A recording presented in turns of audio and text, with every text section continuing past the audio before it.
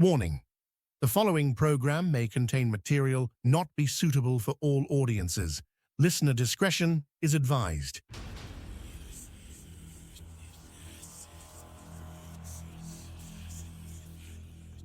They say for every light in this world, there is a shadow waiting to reclaim it. We've been told what to believe, what to fear, and exactly where the boundaries of real end. But tonight, we're crossing those lines. From the whispers in the attic to the lights in the desert sky, and the entities that walk among us, we are stepping behind the veil. Transmitting from deep within the mountains of West Virginia, it's time to seek the truth. This is Let's Find Out with Diego. And now, here is your host, Diego the Podcaster. On this episode of Let's Find Out, we're venturing to the heart of a region where the line between history and hauntings is thinner than a mountain mist. Our guest is an author, paranormal investigator, filmmaker, and a dedicated researcher who looks for the truth in the dark corners of coal mines and the whispers of local folklore. He bridges the gap between the documented past and the unexplained present. All this plus more. Please welcome our new friend and first-time guest, paranormal investigator, author, and filmmaker, Toni Felosi. Toni, my friend, welcome to Let's Find Out. Thank you for having me today. Oh, absolutely, man, because we definitely have a friend in common in Thomas Markham, the man and the brains behind Zombie Media, and he says, I got a really good guy for you. I think you'll enjoy having on the show. He told me about just like, please bring him my way. And here we are today. Yes. And Tom's a great guy. He's very, very talented man. Yes. And every once in a while I can harass him enough to get him on the show, but it's very difficult because he's a very busy man. Very, very busy.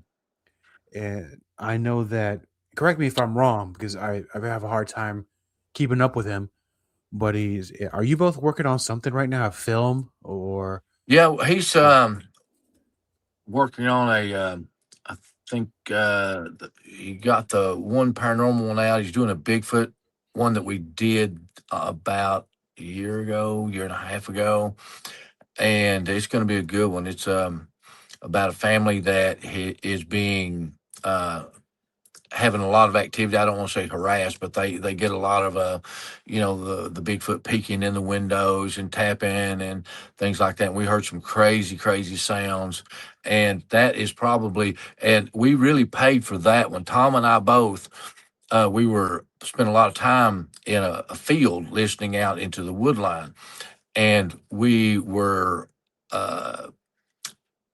eaten alive by chiggers. And it took us, they destroyed us. And it took us like a month or so. I mean, that we paid for that one. We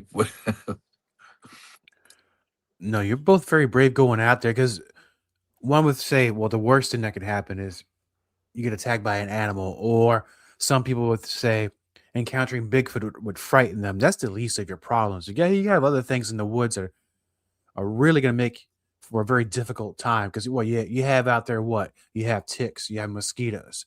Yep. The whole bit, yeah. And you're trying to focus and concentrate and all that. But that's part of the gig. But this was like probably the worst event either one of us had ever had with like an insect. But yeah, it's comical kind of now, but it dang sure wasn't comical then. But yeah, he's working on that one. He should have it out, I would say, or done maybe in a couple weeks or so. And it's a perfect timing. And I'm going to go off script here because you brought up Bigfoot. Yes. Yeah. Because even my mother now sends me texts because she listens to the show. She goes, "Have you heard about this?" She sent me this article. And not long ago, there was a massive explosion in Bigfoot sightings. I think it was in Ohio. Mm-hmm. I think something was going on. I don't know if you've heard about it or not, but no. We seem to be getting to the times where sightings of Bigfoot are becoming more and more common. I'm not saying to the everyday person, but you're seeing more reports of sightings. So in your opinion, what do you think attributes to that now that we're more active in Bigfoot activity? I think that some of it is seasonal. I don't know whether they migrate or not, but I know that around here, from the last of February on into May, you'll have a lot of sightings, and then starting in late fallish or early fall, like maybe around the middle of October to on into November, you'll have a lot of sightings. And then through the year, you'll have it's spotty, but it seems like those two times that we have, probably 3 or 4 times the amount of normal. Now, is it because the food source is more available at that point? I don't know. Well, definitely in the summer or spring, everything's blooming out and stuff like that. And I think that, and it's more of a Tom question, but I can speak fairly intelligently about it. But you have things blooming out. You have all these flowers. You have you have the deer. You have the turkey. You have the cover. You have old mines here. You have caves. You have. I mean, it's a. If I were Bigfoot, I would. I would try to live here because you have it all. You have water, food, shelter. Why would something that's that large not stay here? But now, one of the things that Tom and I looked at, I don't know, 3 or 4 years ago, was like people will say, well, the mountains don't have enough food to um, sustain a large Bigfoot population, or very few Bigfoot. But we looked at the mountain gorillas and what they eat and their metabolism and things like that. So that's what we've come to believe, is that they have obviously a different metabolic rate, which allows them to flourish. It's because the mountain gorillas just predominantly eat, they're vegetarians. you know so look how big they get. So why couldn't Bigfoot, with everything we have here, and and all the other places that they're saying, uh why couldn't they survive? They don't. We know that they hunt deer. We know they that they're omnivores. But yeah, I mean, you have it. You have a whole lot here, and I would say that they may follow the blooms, or everything budding out. Maybe there's something there that they like, but uh, like I said, we have predominantly the most sightings in mid fall to up into around the middle of November, and then starting again around February, end of February. And how long were you both out there to document this part, or this film is documented coming out? How long were you guys out there? We were out there. Tom was over there a day or two more than I was. I was out there for probably a day and a half. We were there like all day, all night, you know, interviewing and in the woods. Now, something that we did see that was unusual there is I saw a UFO, and it's right toward the end of the investigation. Well, it was about 3 o'clock in the morning, and we went down in the woods and made a loop where we'd set up some cameras. And just pretty as you please, I look up, and there's this object it's just sitting there, just hovering. It's a ridge or so over, and then we look at it, and I think I blinked a flashlight at it, and it does this. It goes down behind the ridge line. That's We didn't very catch it on camera, yeah, but yeah, I wish we could have caught that. That was pretty cool. that is amazing on itself. I was just talking to somebody the other week, another Bigfoot researcher. Hmm. He's been doing this for many, many years. Not as much with the UFO connection, but he's a lot of majority, not a majority of the time, but frequently he's gone out there in the woods doing the research and investigations. Not much UFO, but mostly with orbs. And I don't know. I'm not one educated enough, but in my opinion, from what I've understand these last few years, I don't think there's much of a UFO Bigfoot connection. Well, this seems an awful lot of coincidental now that, maybe there is a connection. I'm not. I'm open to anything. Um, Tom is more uh, non-portal, all flesh and blood. I'm kind of on the fence about it. But I can tell you that uh, I've heard a lot of people talk about orbs in the woods now. Or as far as the paranormal investigator part of me does not. I believe there are orbs, which is just energy.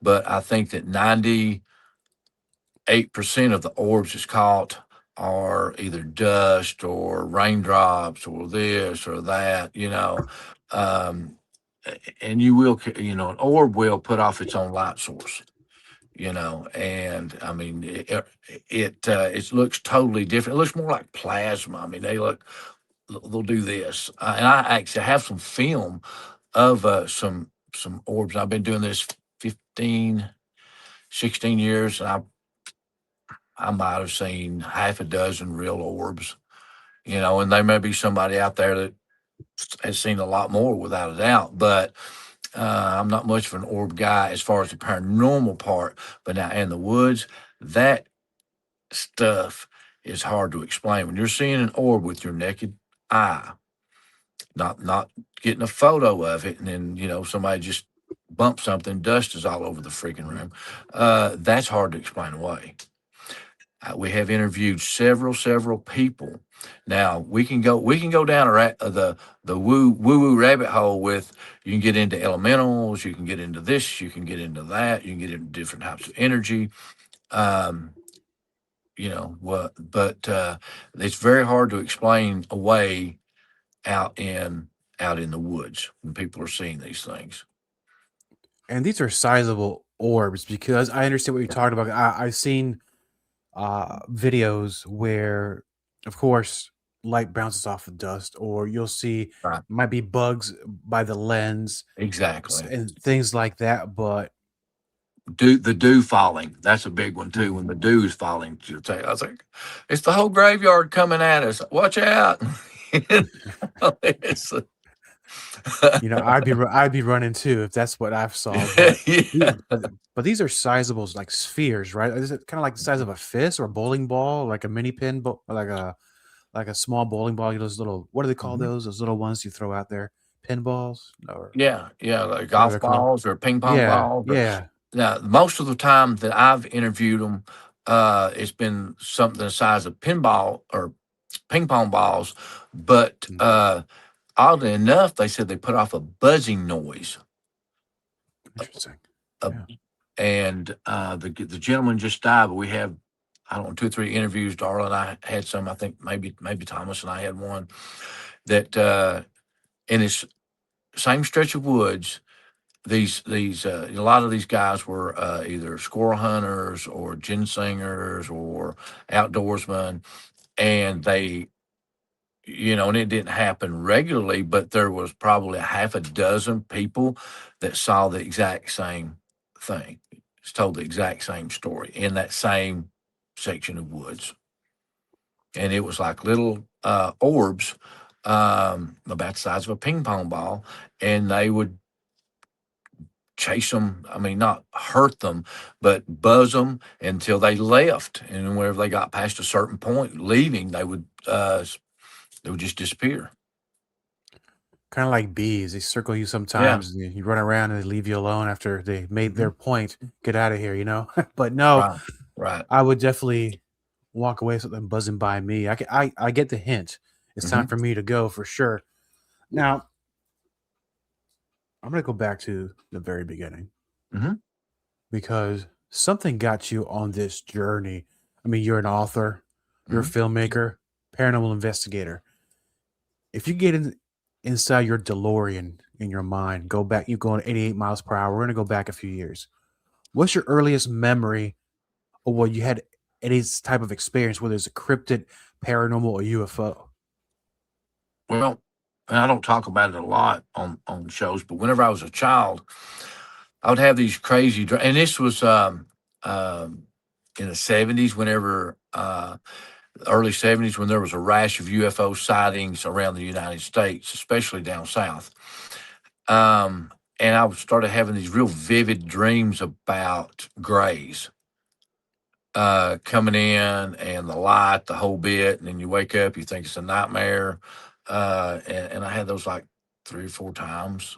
Very, very vivid. And see, at that time, there wasn't a lot out there. I'm like probably 11 years old, maybe 10, 11. There wasn't anything much out there on grays or the UFO stuff, and just UFO sightings.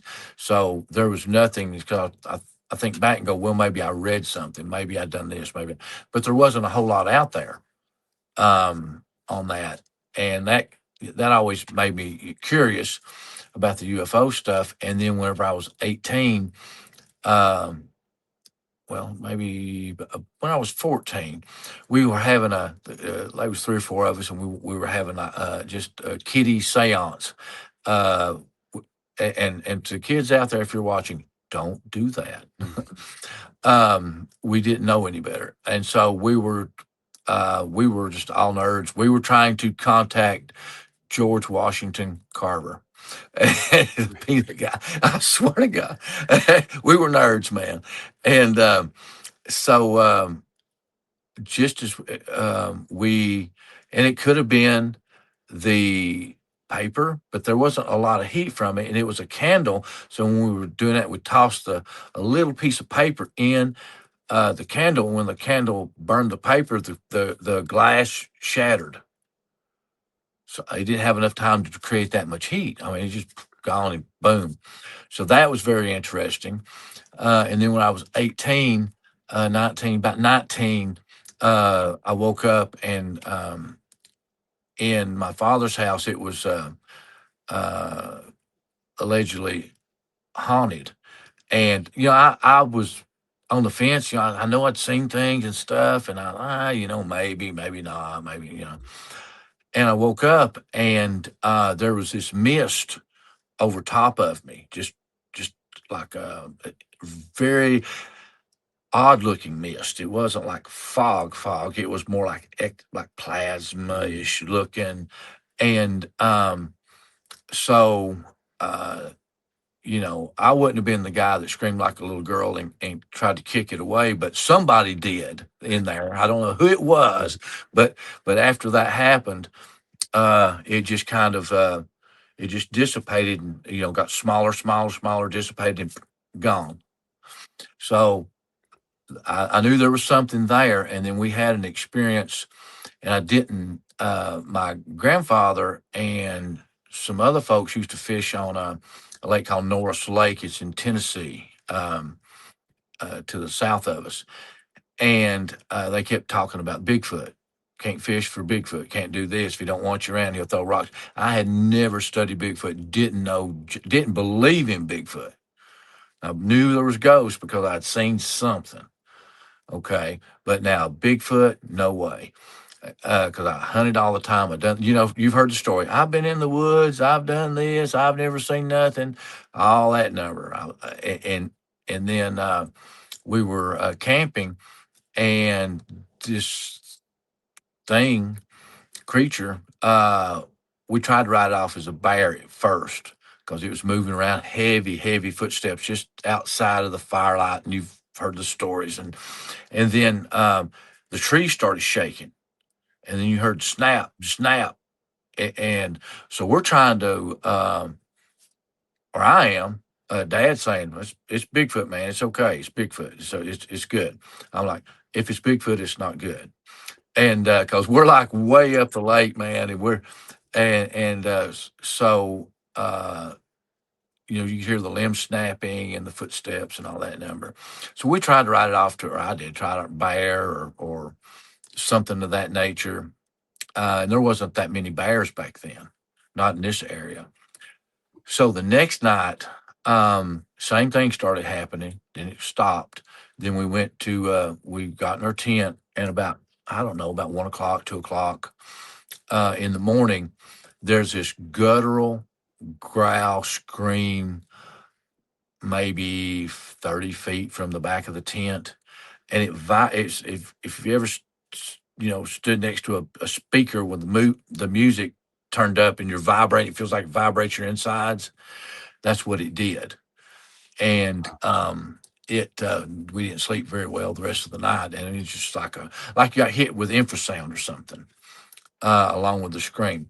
So the next day when it got daylight, we just loaded up and left. You know, and and then years later, I started reading the Bigfoot encounters and with other people. I said, well, maybe that could have been. Then when I met Tom, started working with Tom. See, in this business, you're you work with you meet a lot of people. Some of them tell you stories that are are factual. And then some people maybe not so much. So I'm always very careful.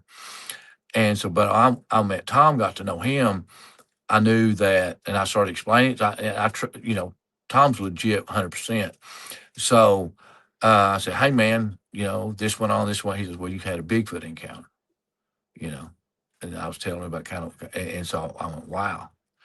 So that's and I've seen the footprints and the tree, heard the tree knocks. I mean, I've not seen a Bigfoot, but I've seen the vocalizations, the tree knocks, the footprints, the tree shaking, and you look up 10 foot up a tree, and they'll have the branches and what get not only are they broken, they're twisted.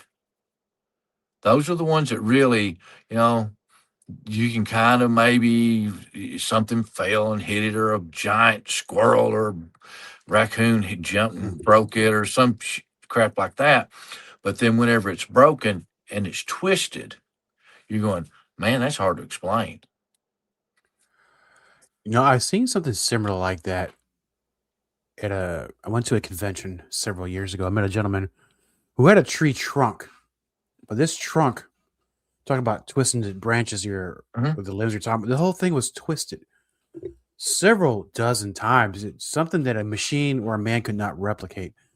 We could tell it wasn't a machine because you can tell when a machine does something when it cuts. It's very, yeah. The marks are very noticeable, but this looks like it was done with superhuman strength. And I'm like, this is the first artifact I ever seen that Bigfoot related. Now in that area, and if you don't want to tell me where it was, just find out. Unless you told me at the beginning of your story, where in Kentucky was this? The paranormal part or the Bigfoot part? The Bigfoot part. That was in Tennessee. Oh, Tennessee. We North Lake. Yeah, we fished a lot. We had a little cabin over there, and we fished a lot and things like that. We would take the pontoon out and camp and fish off it and things like that. So that was in Tennessee, and I can tell you the holiday. It was this place called Greasy Hollow. It would be, and the dock we came out of was Blue Springs. I don't remember if that's a Powell or Clint side. I believe it's the Powell side, maybe, because you got two rivers coming in. It's a TVA chain of lake, that they made for to produce power. So that was the Bigfoot thing. That was that initial one, and then most everything else has been in Kentucky, in Harlan County, or adjoining counties. And the name Harlan County keeps popping up every once in a while for me. Like I said, I had an interview with another person not long ago, and Harlan, very interesting. Mm-hmm.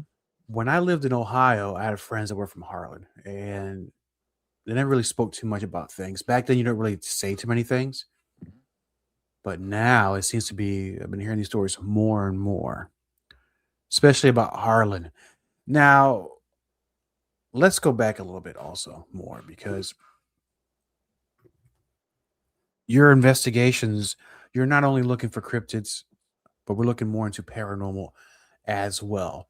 And I don't know which line this falls. It might be one, might be both, might be everything, might even be UFOs.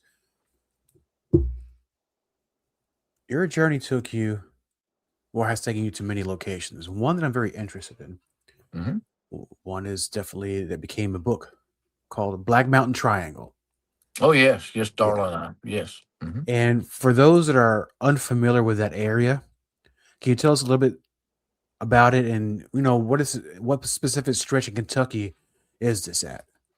Well, I'm not looking at the map here in front of me, but it'll kind of go um, down into Virginia a little bit, out towards Somerset, and the point ends up around Somerset, Kentucky. It's more of an oblong. It's not necessarily a triangle like this. It's more of a right angle triangle. But it's the but it ends up in Somerset, and we think that the reason we have so much paranormal um, activity and UFO activity and Bigfoot activity is number one, the geology, a lot of limestone quartz caves and things like that. You have limestone quartz. Quartz puts off a piezo or piezoelectric charge. Okay. And then you have the water running under it, the underground rivers and things. And so there you have more energy, charging the stones. And then the kicker is on it. And did you know NASA did a study called the Kentucky Anomaly in the 70s about the magnetism here? And I can send you a PDF if you like. Yeah, Um, please.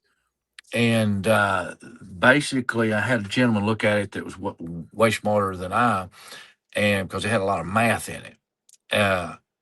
And he says basically they're trying to tell you there's something going on, but they don't know what it is. And now we can get into tides and we can get into gravity, we can get into things like that, because in order for this to happen, we have to look at. You ever heard of a guy named Michio Kaku, he's a theoretical physicist? If you haven't, check him out. Him and Art Bell had some very interesting discussions in the 90s and early 2000s. He has a string theory and a superstring theory. So, I do, and I don't take AI's word as gospel or nothing like that, but I will bounce things around with AI and go, is this possible? Is this possible? What did let's talk about gravity. So basically AI, we looked at all of the um, assets, so to speak, the geology and the quartz and the caves and the underground rivers, and that goes, and trying to explain the high electromagnetism. And he goes, well, this does not tie, and I ask about the, does this tie in any way to Kaku's string theory? And it's no, but it does dovetail into superstring theory, which is you have different, parallel universes and things like that. So now we're getting pretty deep down the rabbit hole. So now let's get into gravity. Now, for all this to work, we have to have some sort of mechanical type movement, mechanical energy for it to work, right? Now, where do we get the mechanical energy? Gravity. Okay, you have, that's what raises your tides is the gravity. So whenever you have a high tide, the Earth actually flexes oblongs just slightly, and then it's the Earth is continually doing this, continually. Okay. Also, did you know that Earth has a frequency? What is it, 8.73 or something like that, on up to 30 hertz or something? So, we have sound and vibration, we have gravity, we have all this other stuff going on. So that is producing energy that something absolutely can use. Mentioning that in this location, because we have all the I'll say natural resources available Hmm. for it to, I guess, naturally conjure up events of some sorts, right? You never know, Hmm. or anomalies. You mentioned NASA, Hmm. which naturally brings me to this question, and I'm trying not to put too much spotlight of the words that I'm going to say, so be very careful how I tread here. Hmm. I just got to pop up my computer for no reason. Sorry about that. It's It's not okay. a good time. It's not a good time to restart. No, to install anything. So what I'm gonna get to, I'm sorry about that, my friend. Has there been any stories or any sightings of perhaps things that don't belong there? And I'm not talking about monsters. I'm talking about UFOs. I'm talking about people, structures. I'm talking about perhaps there are people out there that know about these things, or maybe they're doing their own experiments to harness these things and make something happen. Possibly because we use an oscillator. We'll charge a room, we'll charge a building with an oscillator to try to bring that out. But yeah, there's lots of uh, the our thinking is that your sound and vibration help open up, portals, for lack of a Mhm. better term. You'll have time slips, things of that nature. But as far as the structures, um, y- what about we can get into giants right there. I've interviewed three people that have literally held giant skulls and jawbones in their hands. Very reputable people, not somebody looking for. And I'm in the process of trying to track down some of the children of these folks to see if they, maybe get to interview them. Also, there was a species of man in 1961 or 62. It was in the early 60s. A Dr. Golden from Pineville, Kentucky, which is south of us, I think. It's west of us. The and this guy came in and said, "Hey, Dr. Golden, well, I'll tell you what he says. I was squirrel hunting and I was sitting down in this blowdown uh, before daylight. Well, what a blowdown is, something like a fallen tree and all the branches, and so he's sitting there waiting for it to get daylight. When he got daylight, he was sitting in a pile of bones, and so he says, these look." There was no heads. There was but they look different. He says, and so Dr. Golden just says, okay. He says, if you found them up there, he says, bring them to me and I'll buy them from you. And, never thinking he'd probably see the guy again. Um, and week or so later, guy comes back, brings all these bones. Dr. Golden buys them. Now, what's unusual about this, and this is on the Pine Mountain chain, at the Appalachian Mountains are one of the oldest mountain chains in the world. I think it ends up in Scotland or someplace now, but at one time, I mean, it was like is taller than the Himalayas and all that number. But what caught Dr. Golden's eyes once he put them together is the femurs were double the size of a modern man. And on all of the skeletons, not one all of the skeletons. So you have femurs that are double the size. You have no heads, which they thought maybe could have rolled on down the mountain. Obviously it was a burial site. I don't know why they didn't go back and try to excavate it. But so he sends it to the Smithsonian to try to get help identifying. So guess what happens? I'm gonna say they disappeared. They did. I mean, isn't that just a coincidence?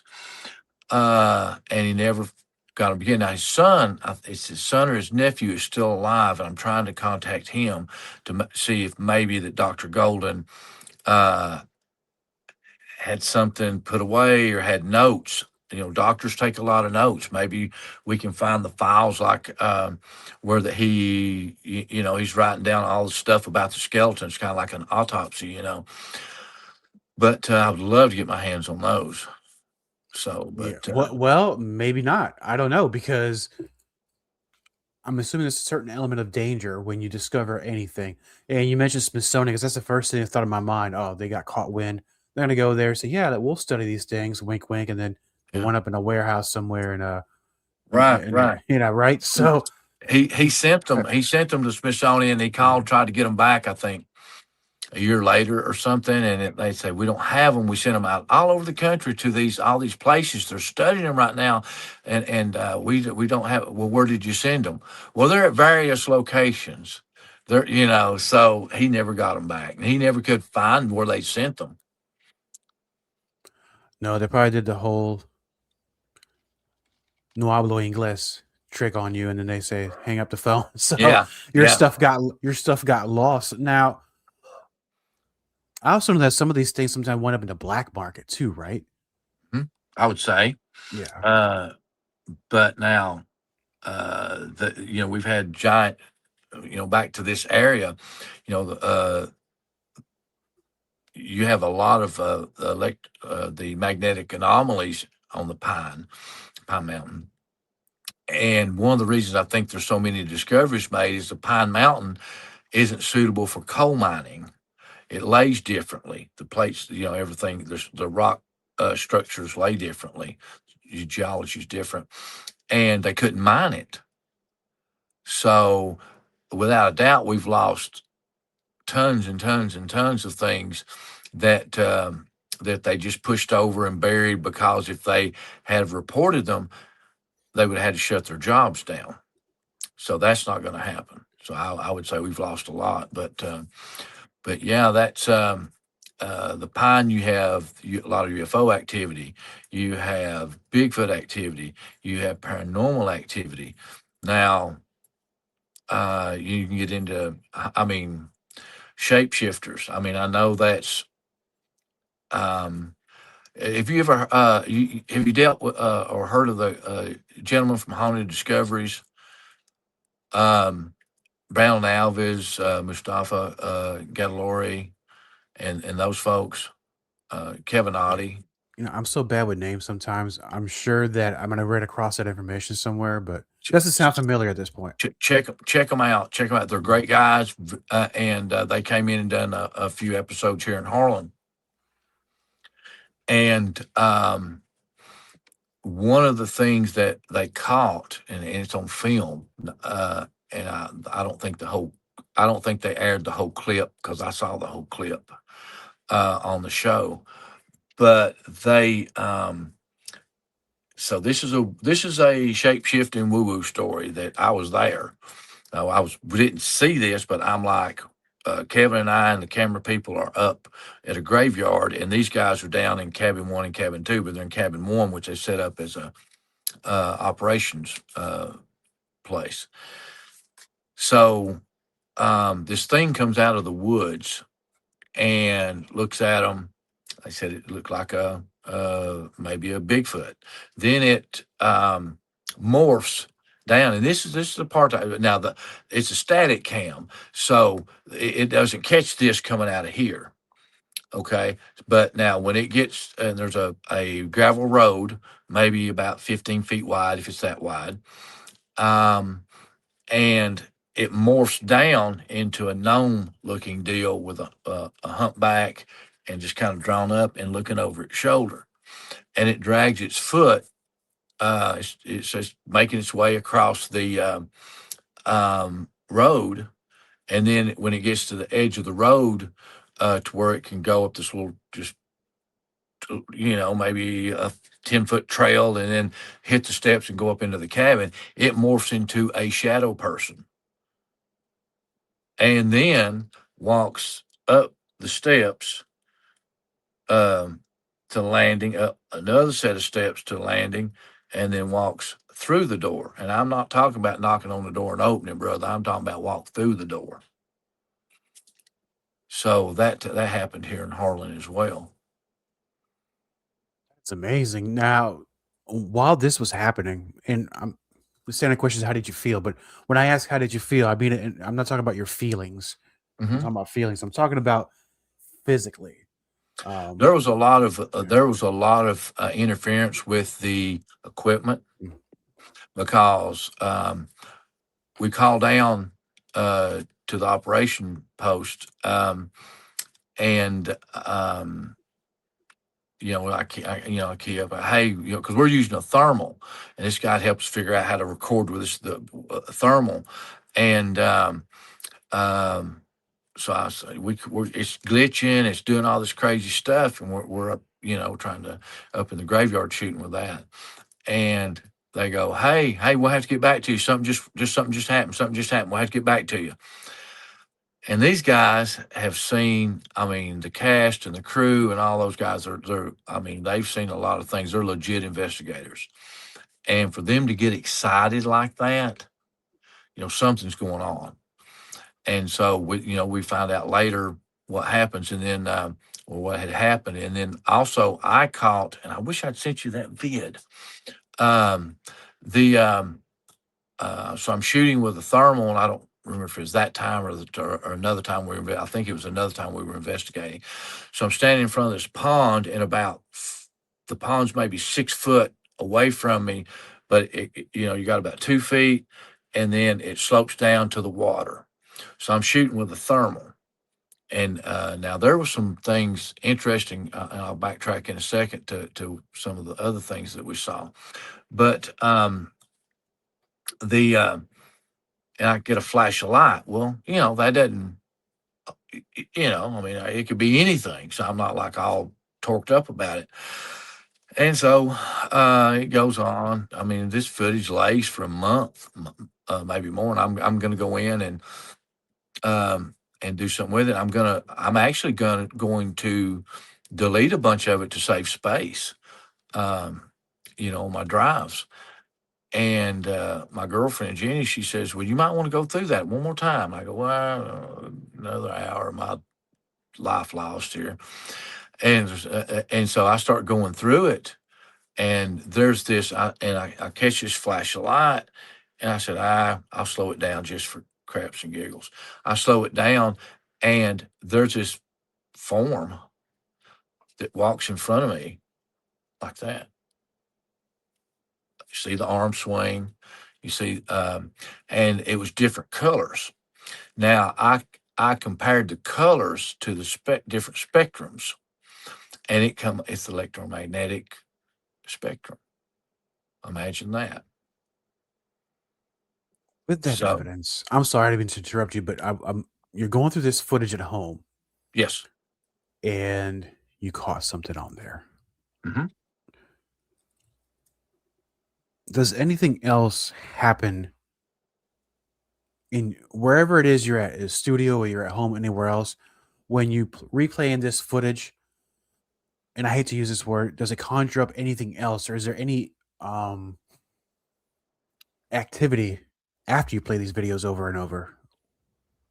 You'll get activity sometimes in your house, but it's not usually, it's something that's followed you home or something like that. But now, when we deal with shadow people, yes, shadow people seem to they'll mess with your cameras. You'll film stuff and know that you filmed it and know you didn't erase it, and it's gone. You can't find it. And they are probably the most powerful type entity that I've encountered. Um, the I mean, I've seen a lot of stuff, but now these are what they say about shadow people is most of them don't like the human race. If they were here and we displaced them, you hear all sorts of theories on it. But I can tell you that when you're dealing with shadow people, if you do not have a strong mind, um, bad things can happen. I mean, they can. Some people will say that sleep paralysis is just a natural event. Mm-mm. Nah, No. bullshit, poopy. And they'll do this, they'll do this. Man, they put off some funky energy, and they love playing. I mean, they love messing with you. But those, could they be elementals? Could they be this? Could be that? I don't know. But an extraordinary amount, especially in the last 5 years, of shadow people reports. Everything from the sleep paralysis to them trying to drive.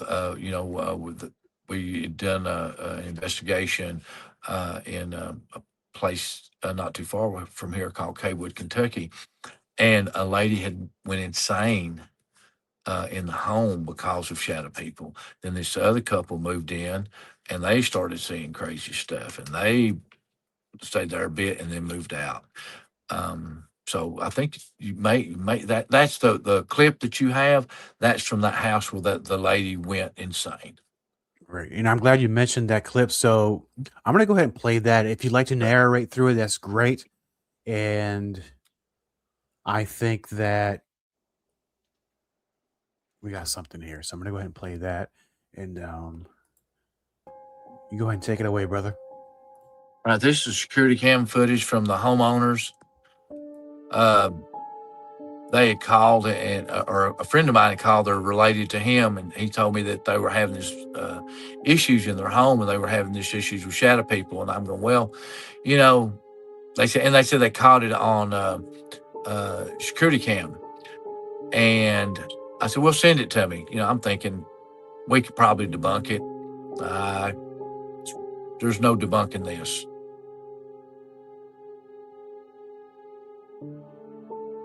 This lady, her husband left her, and she ended up going insane. And her daughter had to come and get her, and took her to get her what help she could. But if you look, the thing is trying to manifest up, and it finally, when it finally pops up, you'll see it walk around the room. There, you see it to the right? Yes.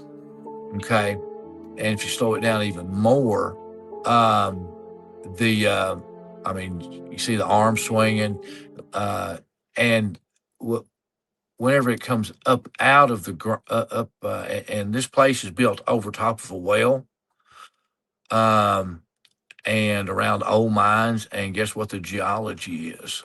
Limestone quartz. So, and it's a lot of magnetic anomaly, high magnetic anomaly place as well. So we investigated it. We brought in Holly. We brought in some other people. I mean, it's the real deal. It's the real deal, because it followed them. Not only the people in here that live there had the experiences, but everybody on that street has some sort of paranormal story to tell you.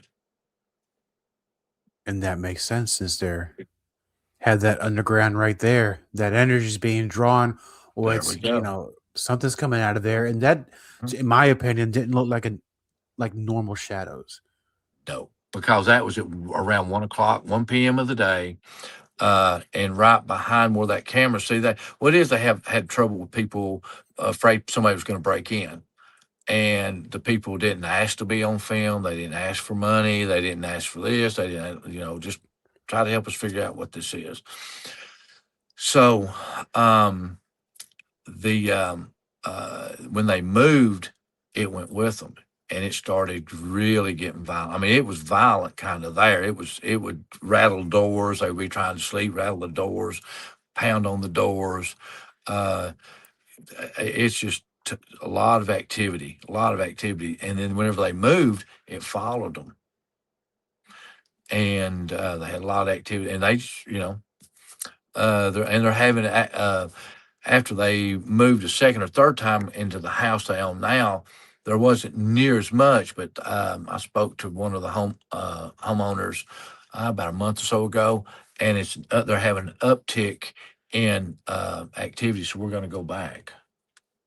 Well, you be careful when you go back there, Oh yeah, because I mean, you don't know what it is. One would assume, if you're just being woken up from a dream, that there's a break-in coming in.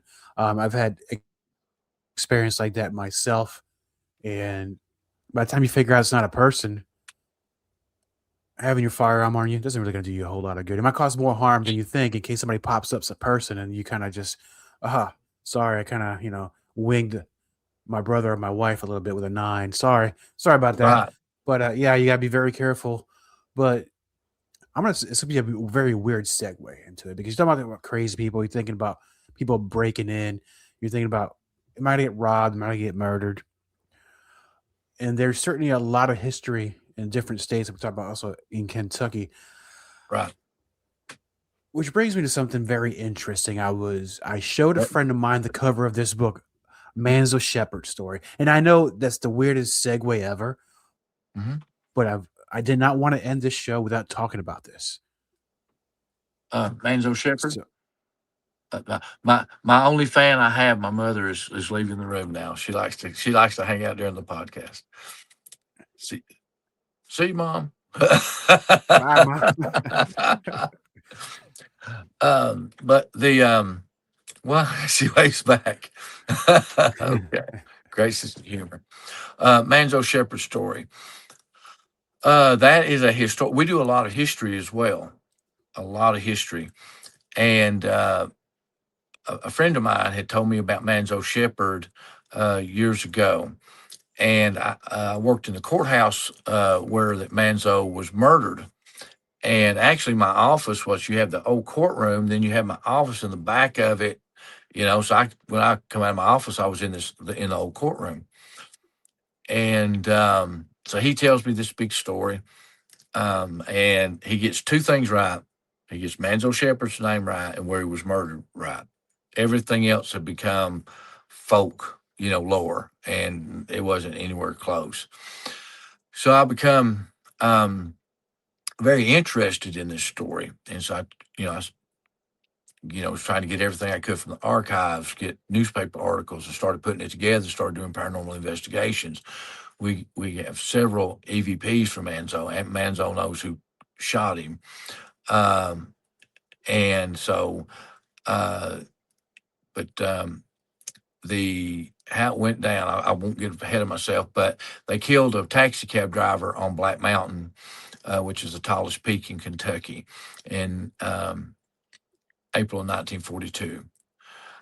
And they, long story short, they evaded capture for a little bit, and then they got pulled in for questioning. And they were horrible criminals, horrible criminals. Whenever the sheriff pulled them in for questioning, because they were the last ones to see him, there was Manzo Shepherd, Howard Hensley, and Sherman Klaus.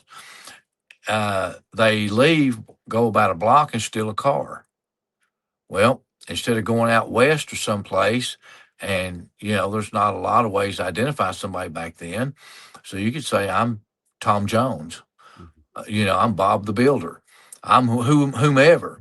And they would have said, okay, Um, and so they steal the car, go get their girlfriends, go by the bootlegger, get a bunch of liquor, and go to Virginia. Yeah.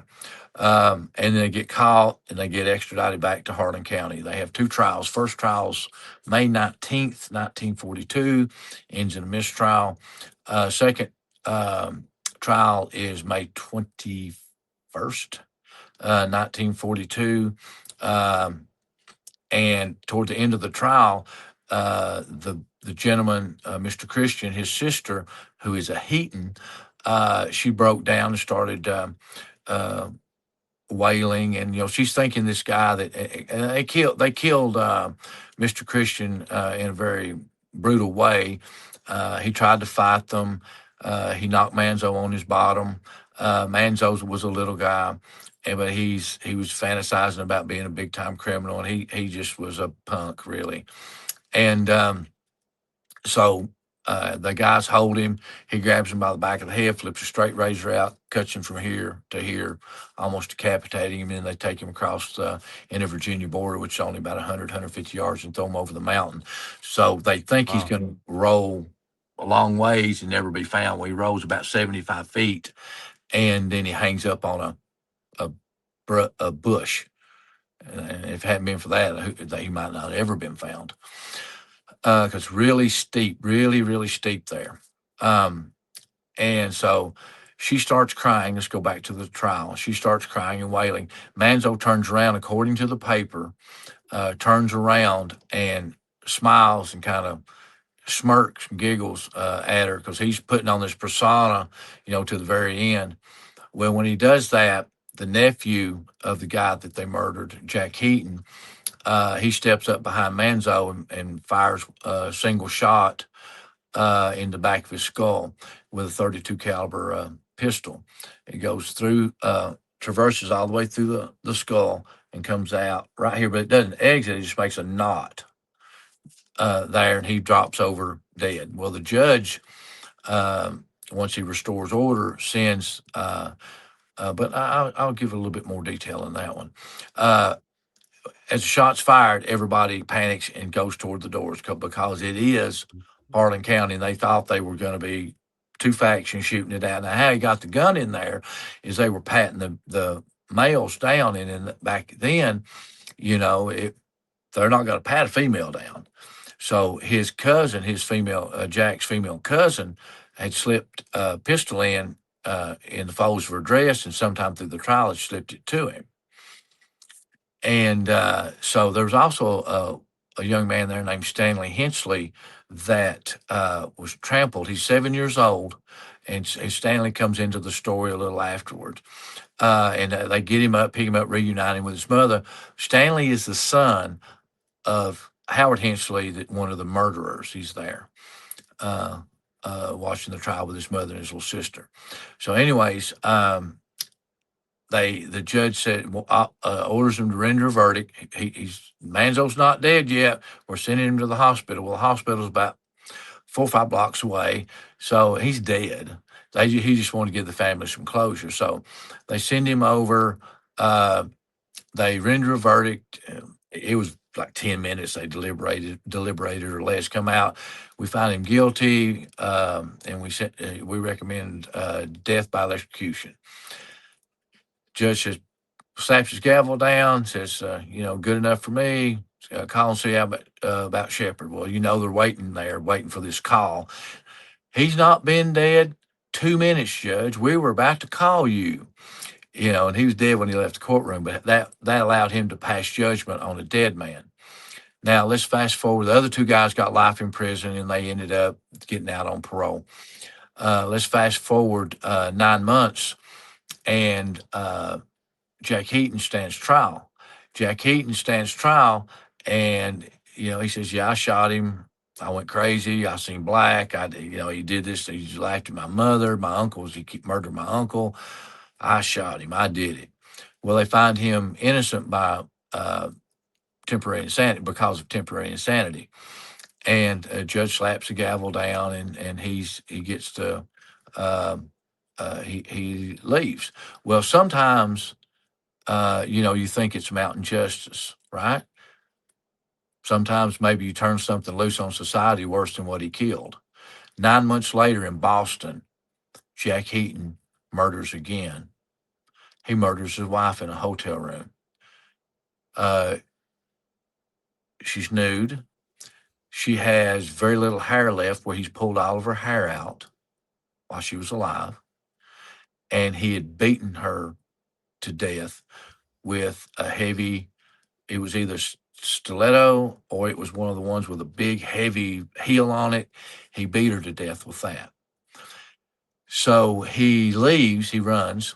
He ends up in New Orleans. He turns himself in, I believe, and to the FBI down there, and they extradite him back to Boston.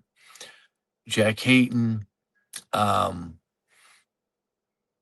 stands trial, gives the same defense, gets 18 months.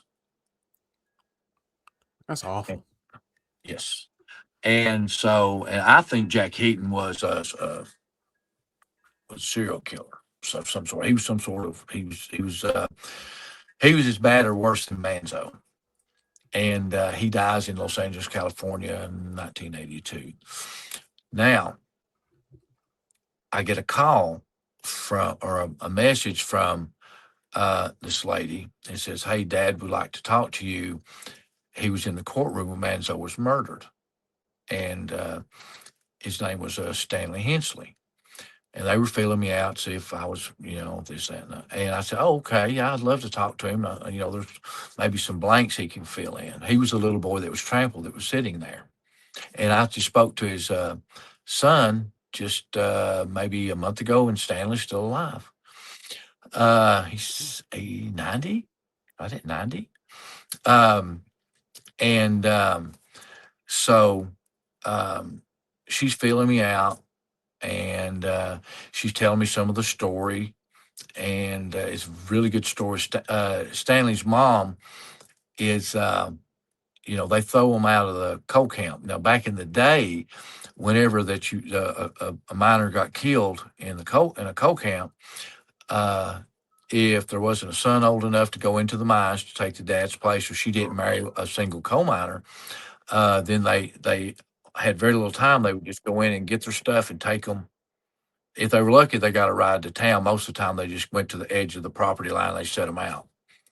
That's for real. But people really don't get the true history of Appalachia. You know, they really they're pretty brutal here. And so she ends up going to a job fair. The war's on, and or coming up, and she's Goodyear, a representative from Goodyear, is there. That and was it not Toledo? Where was the big Goodyear plant? I have it in my notes in Ohio. She moved to Ohio to a big Goodyear plant, Akron. Does that sound right? Um, and becomes a Rosie the Riveter. I actually have photos of her in her Rosie the Riveter outfit. Now, this lady's telling me all this, and she says, "Well, now for an interim, she went and lived with her father-in-law for a little while until she could find a place, for of her own for the kids, her and the kids." And I said, "Oh, what's his name?" I said, "I have my grandmother from up Smith," and she says, "William Henry Hensley." Well, my grandmother's maiden name was Hensley. And I said, "Wait a minute." I said, "Ma'am," I said, "the William Henry that had the store and had this?" And she said, "Oh, yeah. How do you know?" I said, "It was my grandmother's dad." And so she thinks I'm full of, you know what, just, Mm. you know. And she says, well, honey, what was your grandmother's name?" I said, "Elvie." She says, a big long pause on the phone. She says, "I have a photo of your grandmother holding my dad when he was 3 years old." And Wow. yeah, right. Um, so they end up, so that made one of the murderers my great uncle. Is that not creepy? Yeah. I tell Yeah, my of course. girlfriend, I'm like, "Yeah, baby." I said, "Guess what? Found this out, found this out." And that's my great uncle. And she's used to all this stuff, all the paranormal and all this Yeah. true crime stuff. She just looks up, she goes, "Oh, really? Well, honey, that explains a lot." And just goes back to doing what she was doing. I'm like, wait a minute.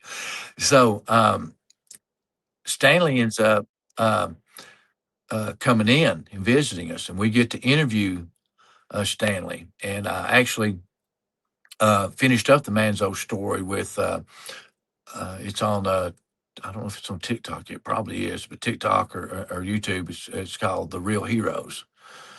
Um, and Stanley, they put Stanley in a Presbyterian school, and he stays there, and he grows up, and he graduates, and then he joins the army, and then he gets married, and then he goes to college, and then he ends up working for the same Goodyear plant that his mother did. Now, the reason I call them the true heroes is the lady left with virtually nothing in her pocket, uh, trying to get to make a better life for her and the children. So she wasn't going to stay here with that stigma hanging over them their whole lives. And and then Stanley could have went either way. He could have been bitter at the world. His mom's left him at this Presbyterian place, and blah blah blah blah blah. And instead, he turns out to be this stellar human being that accomplishes so much positivity in his life. His family, his kids, and I would say his grandkids. I've just met his daughter and some of their people are absolutely some of the finest folks you will ever want to meet. And to me, for them overcoming that, especially seeing that at 7 years old, man, seeing a dude shot in the back of the skull 15 feet from you, it's got to be kind of traumatic. And So that's the reason I call them the real heroes. I didn't want to give Shepherd and Heaton. I didn't want to glorify them. Sure. You know, they were both. I document stuff. And I'm not a historian, but I love history. Sometimes people throw around historian a little loosely. You got to be really on your game to be a true historian. But I'm a historical enthusiast that really loves history. That's my first love, is history and mythology and things like that. But that's the reason that I call them the real heroes. They overcame the most, as far as I'm concerned. Shepherd and Heaton are just murderers. And if I was going to roll the dice, I would say that Heaton was just as bad or worse than Shepherd. So the story has a little bit of a bright light to it towards the end. Yes. Which is even better, because sometimes it's not always like that. And now with your books, your research, and also your films, Mhm. for the listeners of Let's Find Out that want to know more about you and what films are coming out next, or books, what are you working on, and where are you going to release them? The Bigfoot thing, the next is probably to come out next. Darla and I is planning on writing another book here in the next few months. We're toying with either true crime. We don't know whether to go true crime or paranormal, but a little bit back to the Manzo Shepherd story. Nobody would, which I can. I'm a lot better writer now than I was, 6-8 years ago. Nobody wanted to write the Manzo Shepherd story. They said it wouldn't be this. Nobody would be interested. And it's actually done fairly well. Darla, and I've known Darla for years, very talented author, and researcher in her own right, great investigator. She took it up for me. She says, "I'll help you," and wrote the book. She is the one that really deserves a lot of credit as well for bringing the Manzo Shepherd story to life. And how Darla and I work things is I'll go out, I'll gather up the stories, I'll get the people, I interview the people. Not that she can't, she's really busy, but she's a very successful business person. But it just seems to work this way. She loves to write, and I love to talk. So I'll go out and and find these folks and track down these stories and things like that. And so she will write these stories, but based a lot on the interviews that I get, and is her knowledge as well. But she is the one that actually brought Manzo Shepherd's story to life. Well, and I know that the listener of Let's Find Out will definitely want to download or get a physical copy of the book itself. Amazon, as well. Books A Million. We're at Amazon, Books A Million. If you want to watch our movies, we're on Tubi, Amazon, several other streaming services. Awesome. And I know that in your area and also Appalachia, there's so many stories, and the stories are still happening today. I'd love to bring you back later on this year, because I know that Sure. you're going to have boots on the ground doing with the research. Come on back, tell us the stories, what it is that you saw, and I'll get you on the schedule, brother. That sounds great. And thank you so much for having me. Thank you, my friend.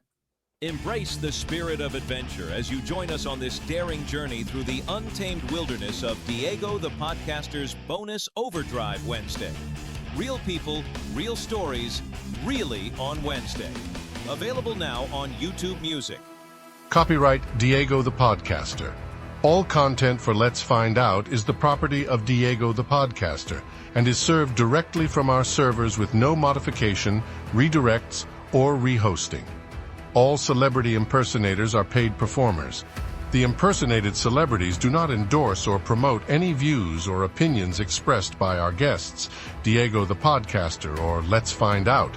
The information shared on Let's Find Out with Diego is provided on an as-is basis, with no guarantees of completeness, accuracy, usefulness, or timeliness.